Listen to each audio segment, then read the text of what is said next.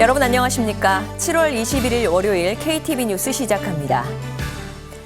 지난 16일부터 이어진 집중호우로 전국 곳곳에서 피해가 잇따랐습니다. 18명이 숨지고 9명이 실종됐습니다. 박지선 기자입니다.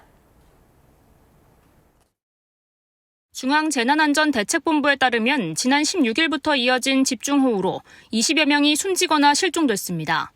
이번 호우로 일시 대피한 인원은 만여 세대에 육박했고 시설 피해도 4천 건을 넘었습니다.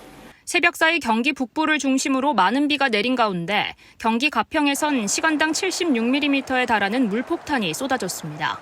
기록적인 폭우에 하천이 범람하면서 일부 지역엔 대피령도 내려졌습니다. 지난 닷새간 800mm에 달하는 비가 내린 경남 산청에도 피해가 집중됐습니다. 인명피해와 함께 도로 곳곳이 유실되고 하천이 범람해 농로와 비닐하우스 등이 물에 잠겼습니다. 보물로 지정된 경남 산청의 율곡사 대웅전 건물은 산사태로 건물이 크게 파손됐습니다. 경남 지역에 내려진 호우특보는 모두 해제된 상태지만 산사태 위험이 높은 만큼 각별한 주의가 필요합니다. 앞으로 비는 점차 그칠 전망입니다. 기상청은 북태평양 고기압이 세력을 확장하고 고온 다습한 공기가 유입돼 본격 더위가 이어질 것이라고 예보했습니다. 한낮 최고 기온이 35도까지 올라가는 곳이 있겠고 밤에도 최저 기온이 25도 이상을 유지하는 열대야 현상도 이어지겠습니다. 더위와 함께 곳곳에 소나기가 내릴 가능성도 있습니다. 고온 다습한 공기가 지속해서 유입되는 가운데 낮 동안 달궈진 공기로 대기가 불안정해지면서 강한 소나기가 내리는 곳이 있겠습니다. KTV 박지선입니다. 트럼프 행정부가 8월 1일부터 기본 관세 10%를 유지하고 경제 규모가 큰 국가는 더 높은 관세율을 적용받게 될 것이라고 밝혔습니다. 미국으로 출국한 위성락 국가안보실장은 현지에 도착해 본격적인 막판 협상을 벌입니다. 신국진 기자입니다.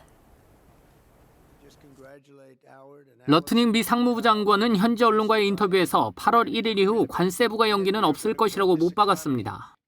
그러면서 기본 관세 10%가 유지될 것이라며 경제 규모가 큰 국가들은 더 높은 관세율을 적용받게 될 것이라고 덧붙였습니다.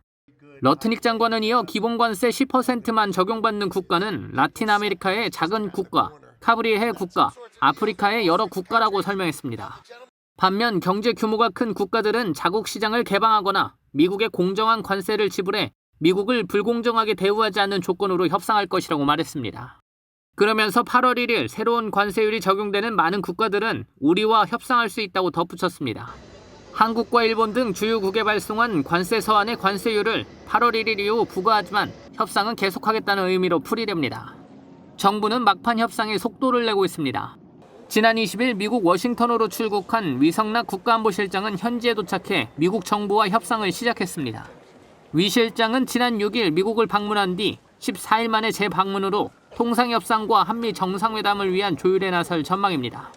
위 실장은 특히 관세 부과 시한이 2주가 채 남지 않은 시점에서 루비오 미 국무장관을 만나 통상협상과 국방비 증액 문제를 포괄적으로 논의할 전망입니다.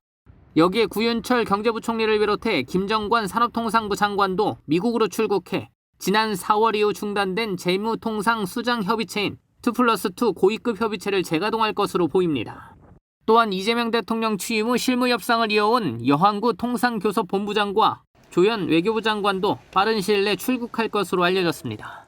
KTV 신국진입니다.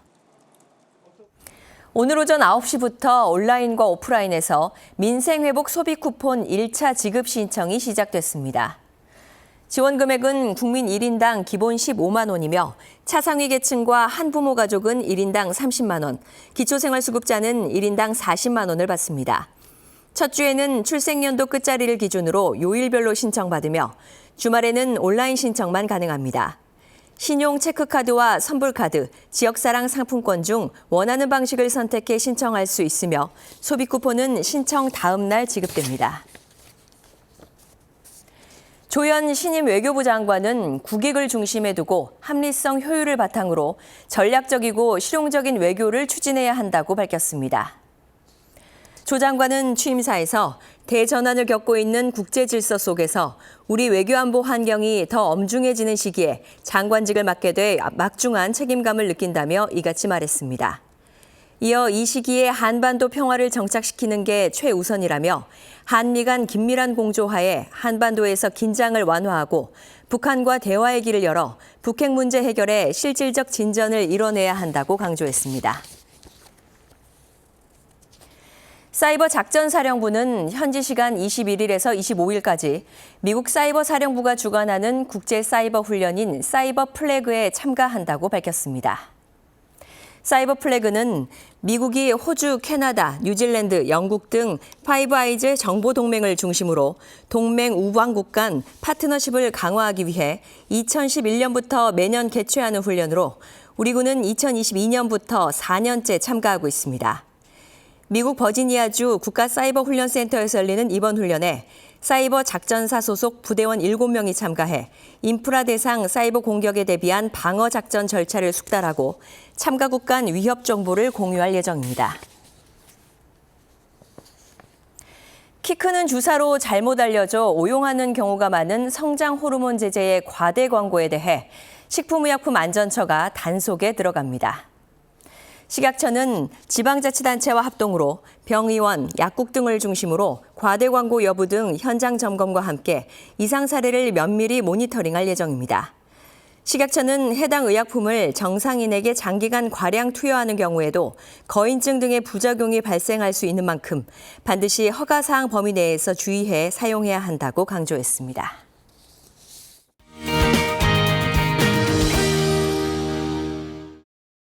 오늘의 주요 정책 소식입니다.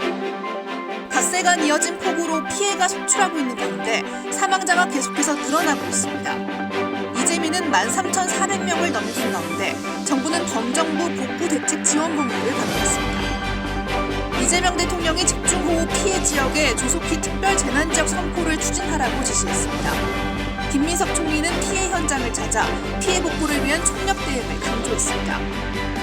트럼프 행정부가 8월 1일부터 기본관세 10%를 유지하고 경제 규모가 큰 국가에는 더 높은 관세율을 적용받게 될 것이라고 밝혔습니다. 위성락 국가안보실장은 미국에 도착해 막판 조율 작업에 착수했습니다.